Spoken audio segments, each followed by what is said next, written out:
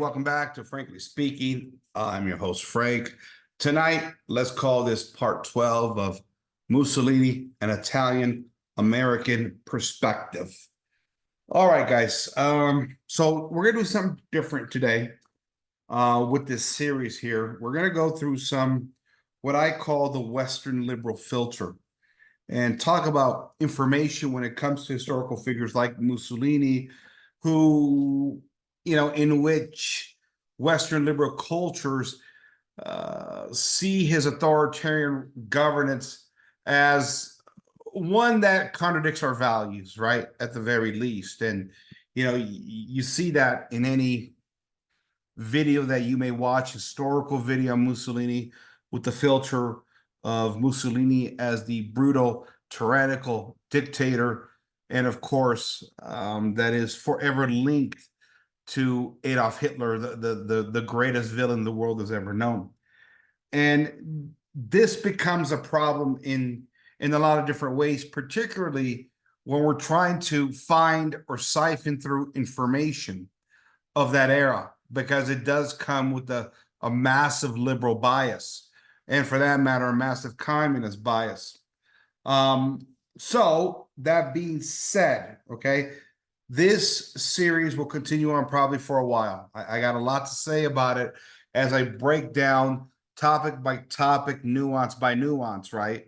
And so there's a few things that I have in mind that I'm going to be doing for this series to break down. The first of which, I got several new books on Mussolini that I'm going through in Italian fascism. The first one is by Richard Lamb, entitled Mussolini as Diplomat.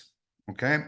Now, you guys may have heard of Richard Lamb before on this show, as I have two other previous books that Richard Lamb wrote. The first is Mussolini and the British, and the other one was Italy at War, 1943 through 1945, A Brutal History. Excellent books, well-researched, and Mr. Lamb is very well-balanced, and that's what I like about him. I don't get sort of the Western liberal cliches with him, because he's willing to critique Mussolini when he feels that Mussolini deserves critique, but at the same time, he's willing to give, I guess, Mussolini some credit, to where he's giving Mussolini a fair and balanced perspective. And that's what I like about Mr. Lamb. And so this one here, entitled, again, Mussolini as a Diplomat, is going to be interesting, because I do want to go through the nuances of the Ethiopia War, or Abyssinia as it's called. Also, too, what happened in the Yugoslavia region, particularly in Albania, as well, too. And we'll go through some of the details of Mussolini's foreign policy during his reign. Now, I've already given you some of that, as Luigi Villari, in his book, I forgot the name of it now. It's written in 1954. He was an Italian diplomat in the United States and in England during the time of Mussolini. In his book, what is it called? Foreign Policy Under Mussolini. That's right. That's what it was called. Talked about how, for example, in the case of the Abyssinian War or the Ethiopian War, Italy was effectively doing nothing different than, say, America and the British and the French and the Dutch were doing with colonization. And there was other nuances, other factors that led to that war. He details those to a certain degree. I think Richard Lamb actually goes deeper than that, which is going to be important. And we'll be talking about foreign policy. I think the thing I have to do is really probably do an entire episode on Anthony Eden, the foreign minister, top foreign minister of England during the 1930s. Eventually, Anthony Eden became the prime minister of England in the 1960s, I believe. But the one thing that's very universal, and excuse my language here, from reading Richard Lamb, reading Nicholas Farrell's book, Mussolini in New Life, and a couple of other ones, that Anthony Eden was really the cause root of Mussolini being driven into Hitler's camp when those alliances were forming. I mean, from what I've read, and so that's why I think we have to go through Anthony Eden, and to a certain extent, Winston Churchill and the relationship between Mussolini and the British themselves. We're going to have to go through that. Okay. So hopefully I get what I need from this particular book. Okay. Now, the other book that I had for a while, I started reading it. I'm almost done with it. Is another book. Now, this is a little different. This is more of an investigative journalist kind of a book. It's called Mussolini, The Secrets of His Death. Did Winston Churchill order Mussolini's execution? Written by Luciano Garibaldi. Now, this book, again, it reads more like an investigative report, and it really details a lot of the mysteries that I guess Italy went through in the immediate aftermath of the war and how Mussolini wound up dead, right? Mussolini's running the Republic of Salo. The Allies are coming up the Italian peninsula. He gets in a caravan and starts heading toward the Swiss border. Now, the question is, what was Mussolini's plan? Was he planning on crossing the Swiss border and looking for protection in Switzerland? I don't think that's the case. Everything I've read was that Mussolini was going to stay and die in Italy. He was going to the Swiss border to make his last stand. We even have a story from one of his sons. I'm not sure if it was Bruno. I forgot which one of his sons passed away, and another one was a pilot. But there was also the thing about Franco possibly saving Mussolini. One of his sons had planned to fly a plane out and get Mussolini over to Spain, where Franco would have protected him. But Mussolini, while he sat there and listened very respectfully to his son's plan, very quietly declined to go to Spain. And the interesting part of the story, and I believe I read this in Rochelle Mussolini's biography, was that while his son was disturbed as he didn't understand why his father wouldn't flee if he could get his father out to Spain, Mussolini responded to his son while respecting his idea, said, listen, if I leave here, what happens to all of the other fascists? He said, right? When I led them here. Basically saying, listen, I'm going to die here. I can't abandon everybody. I can't flee while I abandon everybody else that's being killed in the streets. Because remember, the partisans, aka the communists, aka the Bolsheviks, who had filtered through in from the Soviet Union, were hunting down all the fascists in the last days. And so the question is, as the Mussolini caravan is going toward the Swiss border, what was the game plan at that point? I think for Mussolini, from what I understand, and I'll do some more research on this, but from my understanding, he was going to make a last stand at that border and basically die, and along with everybody else. He was not going to abandon them and leave like a coward, at least from his perspective. And so, but this one is interesting because the secrets of his death, because it brings into account the conspiracy, which is known as the Mussolini-Churchill Papers, and that is that there was correspondence between the two leaders during the war. And I believe what it was is that Churchill wanted Mussolini to turn on Hitler, is what it was. Mussolini kept records of these documents, and the belief is that Mussolini had these documents on him during his caravan traveling up to the Swiss border, along with something called the Dongle Treasure, right?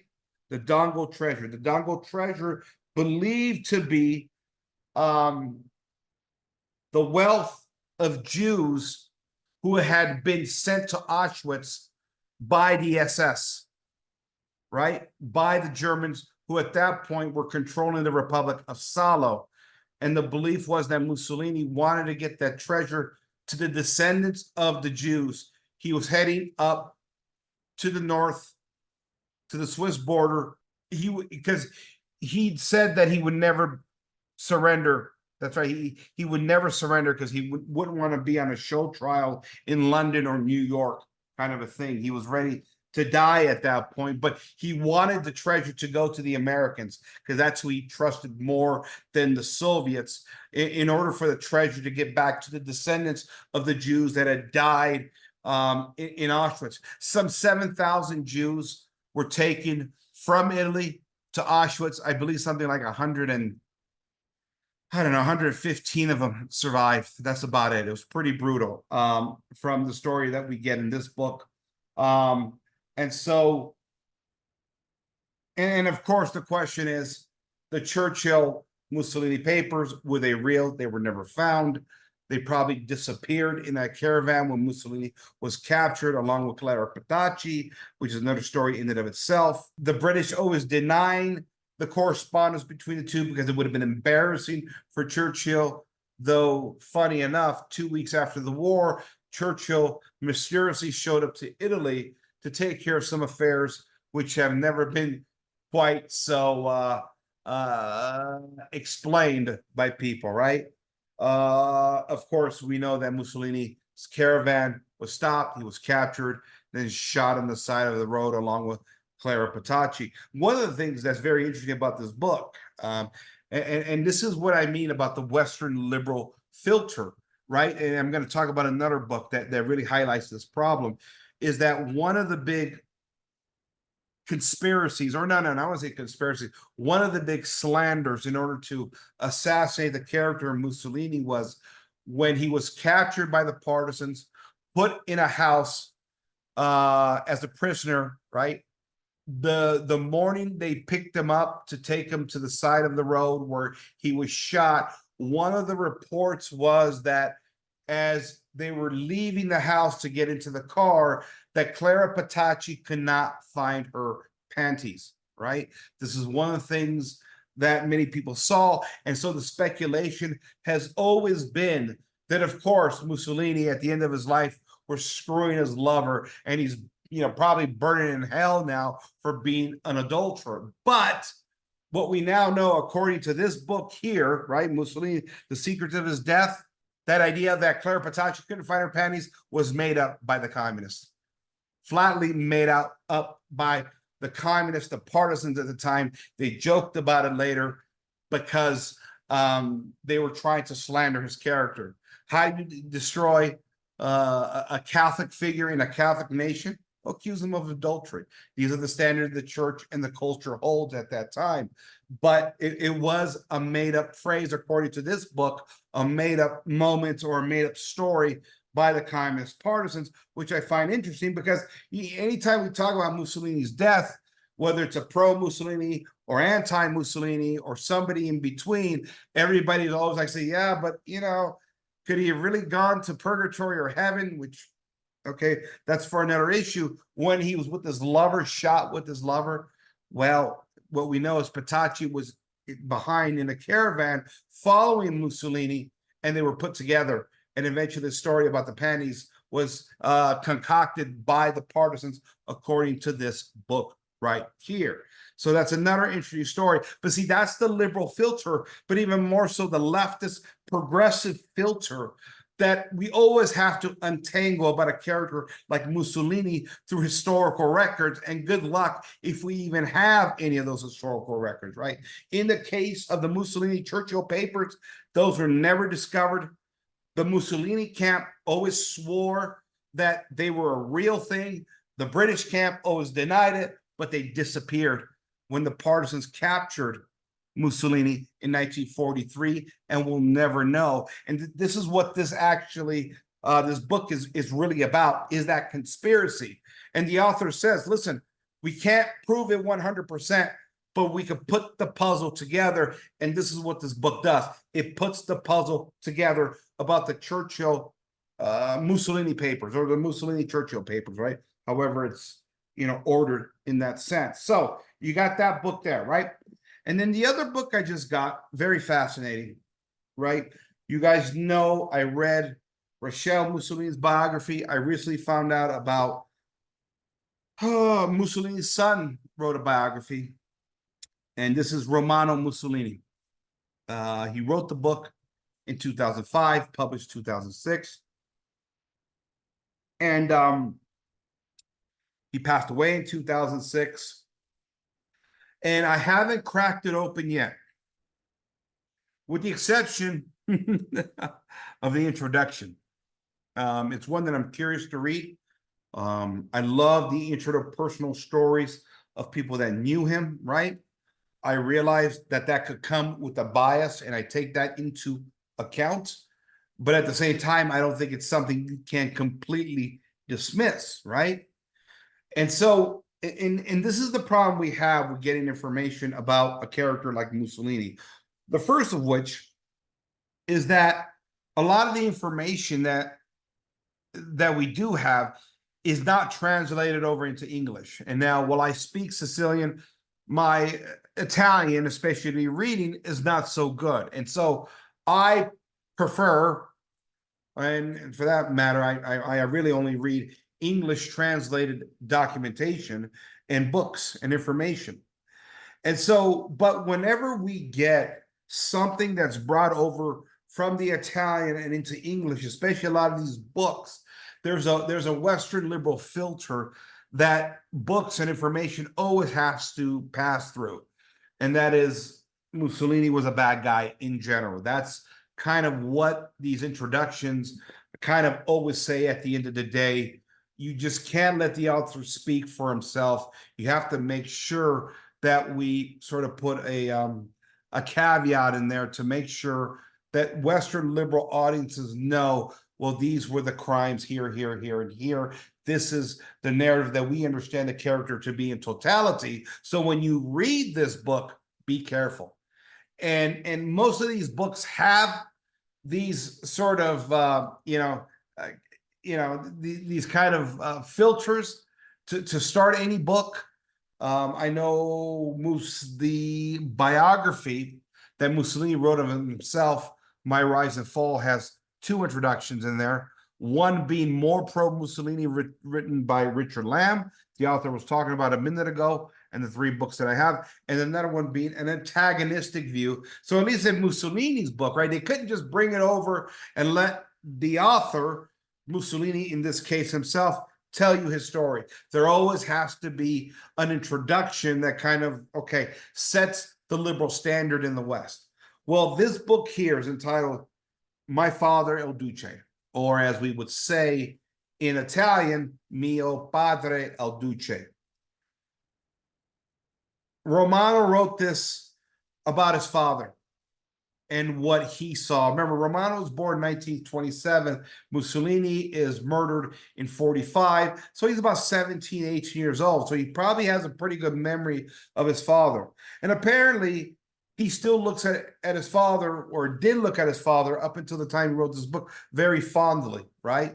And, had some good things to say about his father. Well, of course, from our Western liberal paradigm, that's not acceptable. So what did the publishers, at least in the English version, what did the publishers do? They put an introduction in here by a vastly liberal writer. And it's more than just trying to give you a liberal filter. It's really a hit job, is what it is. Not just on Mussolini, but on Romano himself, effectively saying that, well, it's his son. He was delusional. There is a familial bias there. And really, within the realm of this delusion, Romano can't be trusted. And it's funny because I'm reading this, right? And they brought up several examples, this author does. Now, he's a Jewish author. He's an American author named Alexander Stile. I don't know who he is. He's written a bunch of books about, I guess, Jews in Italy, so he has some knowledge of Italian history to a certain degree. And you see the same tropes that are always brought. Well, I don't want to say tropes, okay? They're real issues, okay? He brings up the murder of the socialist politician Matteo, and he brings up the illegitimate son and the questionable first wife of Ida Dassler, right? These are 2 black marks as they've been presented by the liberal filter to destroy the character of Mussolini, right? He brings these 2 issues up. It's an attempt to simply assassinate the character of Mussolini immediately, but even more so, he goes after the author. And it's frustrating in the sense that, listen, this is Mussolini's son. Let him speak. Why the publisher chose to do this is very strange. I could understand a critique, but this one here reads more like a hit piece. This one here reads more like a poison pill or self-destruct button. More like, okay, listen, yeah, this is Mussolini's son. He had a few things to say, but boom, let me destroy his character, right? It's one thing to destroy the character of Mussolini as a historical figure. That's all fair games, in my opinion. But it's another to destroy the character of a son who's trying to give the story of his father, right? A son that I don't believe was ever accused of any crimes, and yet the publishers of this book decided to assassinate the author even before we get one word from him, his perspective in. And this is the struggle that we face when studying characters like Mussolini, right? Because he's more nuanced. And just like, you know, a few others have said, particularly I went to Amazon to look up the reviews, and the complaint on Amazon was the same thing. Skip the introduction. The introduction is out of control. It really damages the book. It really shows how petty the arguments have become in light of history and how we're trying to alter history at the end of the day through this liberal lens in Western culture, right? So we have propaganda that comes from the communists. We have propaganda that comes from the liberal republics. And then we're supposed to get to the words of the characters at the time to try and figure out what exactly broke down from a historical context. And it's an absolute disgrace, to be honest with you. And so this is a book I'm going to be going through. I'm questioning, actually, at this point, whether the book can even be trusted, if anything was altered. I don't know if they put this type of an introduction hit piece in the Italian version of the book. I don't know. I will go through it because I did find Rochelle Mussolini's biography very interesting, very fascinating. And listen, I'm not a fool. I understand in many ways that Romano probably looks at his father like a hero. I know with me, I have a very romanticized view of my own father. But at the same time, I don't think we have to treat the audience like they're a bunch of idiots. And this is what this introduction really does. It's a real disservice and a dishonest attempt to give the audience really a biased and distorted narrative rather than just let the author speak, right? Even if you despise Mussolini's historical character, even if you bought into the liberal notion that he was a mass murderer, which I've read plenty of books that dispute that. Let Romano say what he needs to say, but they can't help themselves. That's the liberal prism. That is the Western liberal filter that anything concerning Italian fascism has to go through, just like we always have to distinguish between Italian fascism and Nazism, even though both ideologies were radically different. Right? At the end of the day, Germany and Italy were brought together because of geopolitics and Mussolini being driven into Hitler's camp because of the blunders of the British and in some ways the Americans and the French, right? But I will go through this biography. I think it's going to be fascinating. We're going to get the inside scoop on Romano's perspective, his son. I think, like Rochelle, he will probably be balanced to a certain degree. Rochelle loved her husband. So I think in her book, we have to be skeptical in the sense that it was his wife, but that doesn't mean the stories inside aren't true either.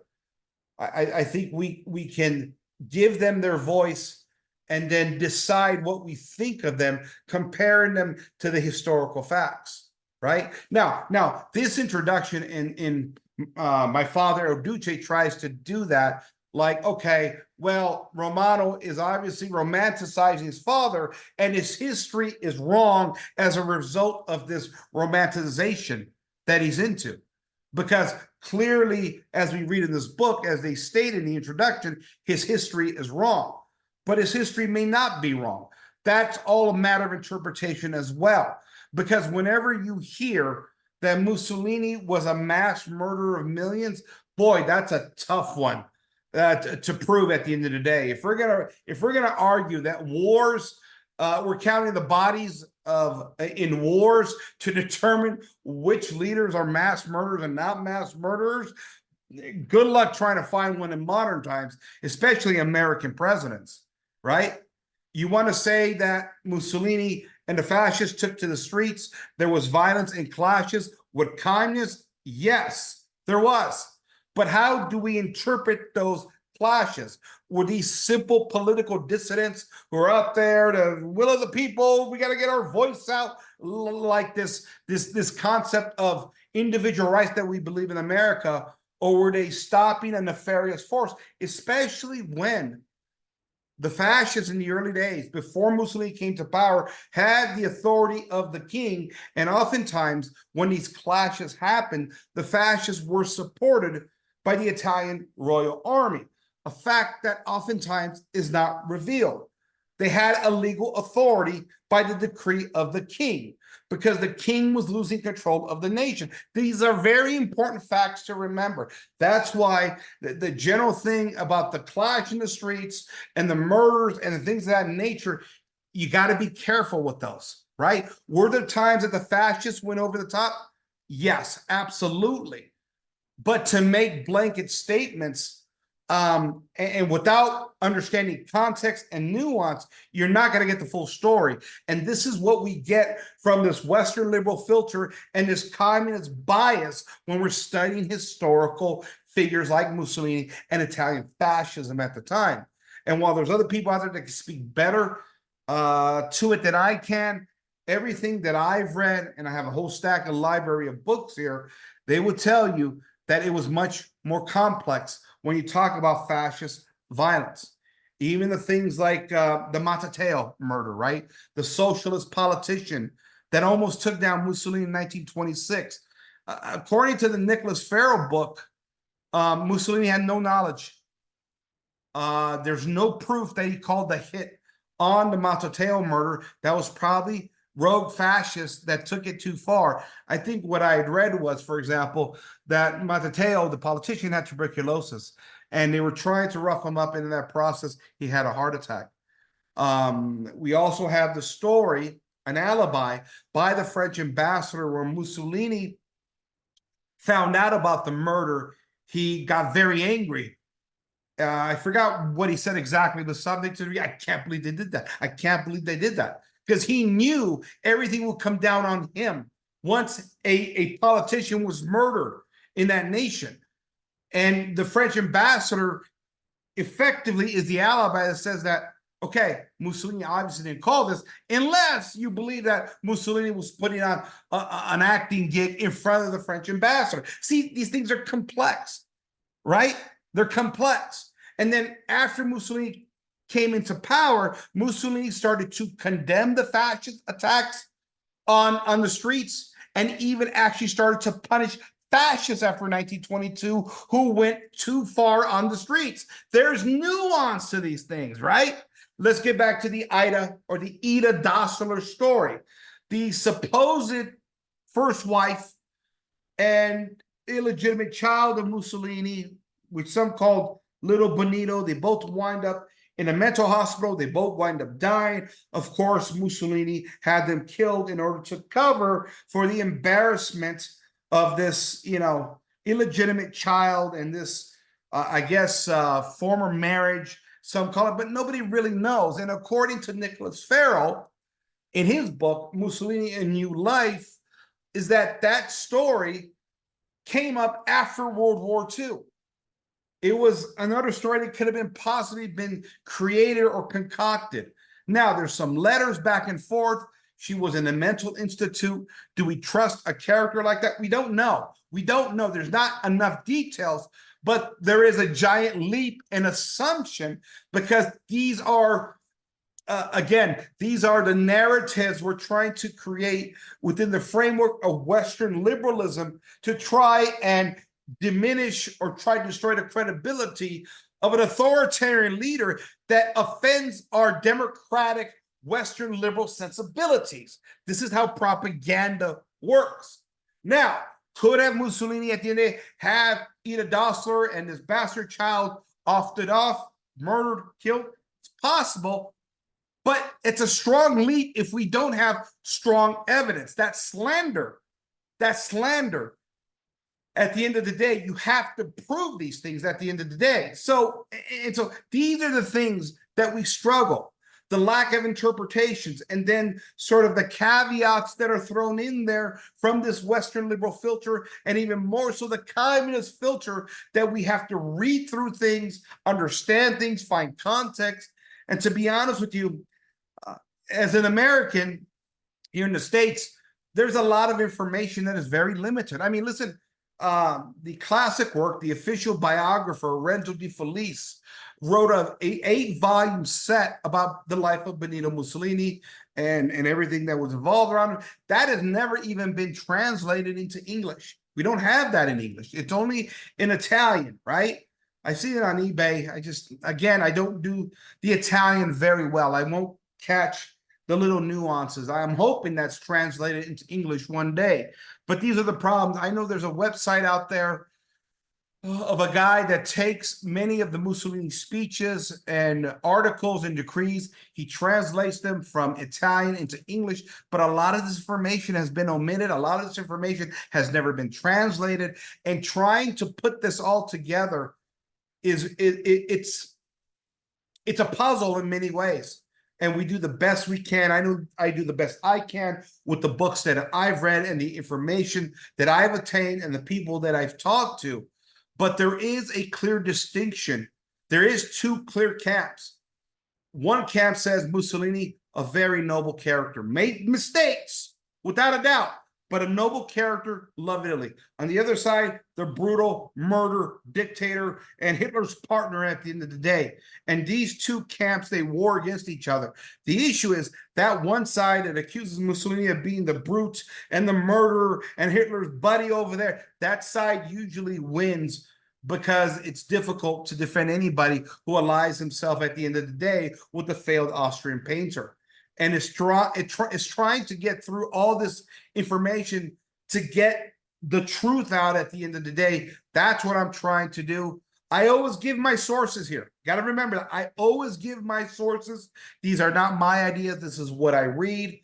I think about the issues very deeply, and I share them with you. So again, when we talk about information, it can be a very challenging task. I will do my best to interpret these things and ultimately get the information out to you guys, my audience. I really appreciate you guys listening to me. This is a very special series for me. As I love Italian history, I have a passion for it, and I hope to keep sharing it with all you here at Frankly Speaking. I want to thank you for joining me tonight. This is Frank signing off for Frankly Speaking. Good night, everybody.